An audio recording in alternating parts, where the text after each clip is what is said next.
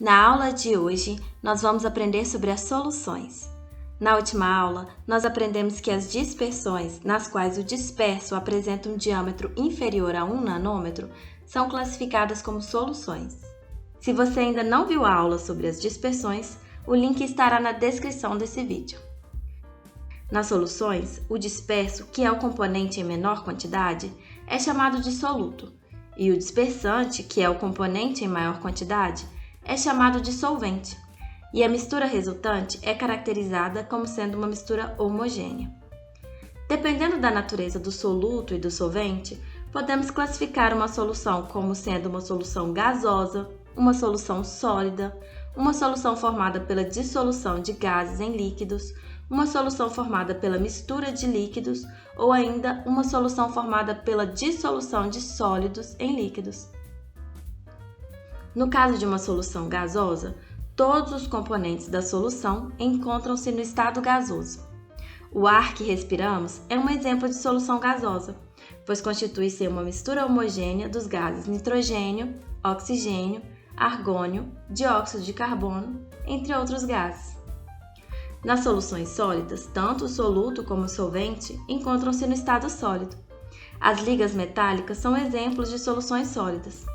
Podemos citar, por exemplo, o ouro 18 quilates, que nada mais é que uma mistura composta de 75% de ouro e os outros 25% correspondem a outros metais como o cobre, a prata ou o zinco. As soluções formadas pela dissolução de gases em líquidos têm como soluto um gás ou diferentes gases dissolvidos em um solvente líquido. Os refrigerantes constituem-se em um exemplo desse tipo de solução. Nos refrigerantes, o gás carbônico é comprimido e dissolvido ao líquido, produzindo uma solução ácida que aprimora o sabor e o aroma do produto. Nos rios e lagos, o gás oxigênio encontra-se dissolvido e a presença desse gás permite a existência da vida aquática. A temperatura está diretamente relacionada com a solubilidade dos gases em líquidos, sendo que maiores temperaturas resultam em menor solubilidade dos gases. Você já deve ter observado que quando abrimos um refrigerante quente, a quantidade de bolhas produzidas é muito maior do que quando abrimos um refrigerante que esteja refrigerado.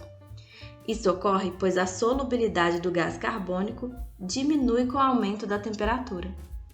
O aumento da temperatura dos oceanos, rios e lagos, provocado pelo aquecimento global, tem reduzido o teor de oxigênio nesses ambientes, o que torna a sobrevivência de alguns animais em risco.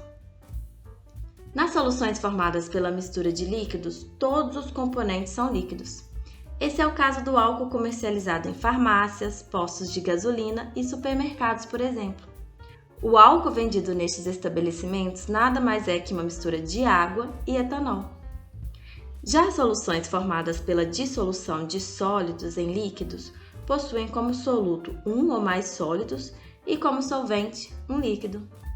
As misturas homogêneas formadas por sal e água, açúcar e água e álcool iodado são exemplos desse tipo de solução. Uma solução pode ser mais ou menos concentrada dependendo da relação entre a quantidade de soluto e de solvente presentes nessa solução. Quando preparamos um suco, por exemplo, podemos acidentalmente adicionar muito mais açúcar que o necessário, deixando o suco muito doce ou muito concentrado. A concentração de uma solução pode ser expressa de diversas formas, como em mol de soluto por litro de solução, em porcentagem de massa de soluto por massa de solução, entre outros. Na próxima aula, nós iremos aprender as diferentes formas de expressar e como calcular a concentração das soluções. Se você gostou dessa aula, aperte o sininho para não perder nenhum conteúdo novo. Conheça também o nosso Instagram e Facebook. Então é isso e até mais!